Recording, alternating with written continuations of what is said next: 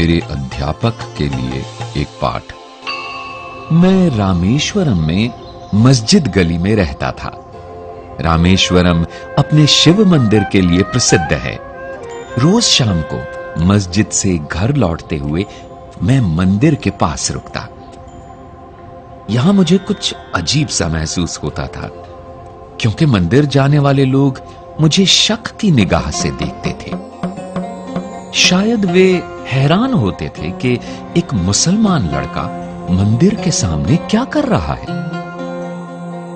सच्चाई ये थी कि मुझे मंत्रों का लयबद्ध पाठ सुनना अच्छा लगता था। मुझे उनका एक भी शब्द समझ नहीं आता था, लेकिन उनमें एक अजीब सा जादू था। और दूसरा कारण था मेरा दोस्त रामनाथ शास्त्री। वो मुख्य पुरोहित का बेटा था। शाम के समय वो अपने पिता के साथ बैठकर स्तोत्रों का पाठ करता था। बीच बीच में वो मेरी ओर देखकर मुस्कुरा भी देता था। विद्यालय में मैं और राम कक्षा में पहली बेंच पर एक साथ बैठते थे। हम भाइयों जैसे थे। बस वो यज्ञोपवीत पहनता था और हिंदू था, जबकि मुसलमान होने के नाते मैं सफेद टोपी पहनता था। जब हम 5वीं कक्षा में थे, तब एक दिन एक नए अध्यापक हमारी कक्षा में आए। वे काफी सख्त मिजाज दिख रहे थे। अपनी हथेली पर बेंत ठकठकाते हुए उन्होंने पूरी कक्षा का चक्कर लगाया। आखिर वे हमारे सामने आकर खड़े हो गए और चिल्लाकर बोले, ए सफेद टोपी वाले, तुम्हारी हिम्मत कैसे हुई पुरोहित के बेटे के पास बैठने की? चलो फौरन सबसे पिछली बेंच पर जाओ। मुझे बहुत बुरा लगा।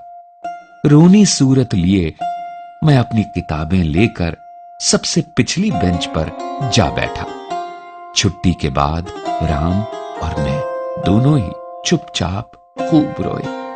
हमें लगा कि हम कभी दोस्त नहीं रह पाएंगे। उस दिन जब मैं घर लौटा तो मेरी सूरत देखकर पिताजी बोले, तुम रो रहे थे? क्या हुआ बेटा? मैंने पूरी बात उन्हें बताई। उधर राम ने भी अपने घर में ये बात बताई। अगली सुबह राम दौड़ता हुआ हमारे घर आया और बोला, पिताजी ने तुम्हें फौरन हमारे घर बुलाया है। मैं बहुत डर गया। मुझे लगा कि अब मुझे और डांट पड़ेगी।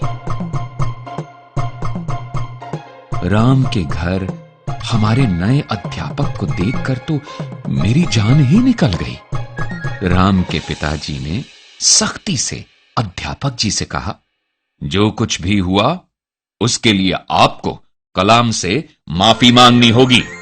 मुझे विश्वास ही नहीं हो रहा था कि मुख्य पुरोहित अध्यापक जी को मुझसे माफी मांगने को कह रहे थे। वे कह रहे थे, ईश्वर की दृष्टि में कोई बच्चा किसी से कम नहीं है। अध्यापक होने के नाते आपका कर्तव्य है कि आप अपने छात्रों को उनकी अलग अलग पृष्ठभूमियों के बावजूद मिलजुल कर रहना सिखाएं। अब से आप इस विद्यालय में नहीं पढ़ाएंगे। अध्यापक जी ने तुरंत उनसे क्षमा मांगी और मुझे गले लगाते हुए कहा, कलाम, मुझे बहुत अफसोस है कि मैंने तुम्हारा दिल दुखाया। आज मैंने जीवन का एक बहुत ही महत्वपूर्ण सबक सीखा है। राम के पिताजी ने जब देखा कि अध्यापक जी को सचमुच अपने किए पर खेद है, तो उन्होंने उन्हें विद्यालय में पढ़ाना जारी रखने को कहा। राम और मैं फिर से पहली बेंच पर बैठने लगे। हमारी दोस्ती आज भी बरकरार है।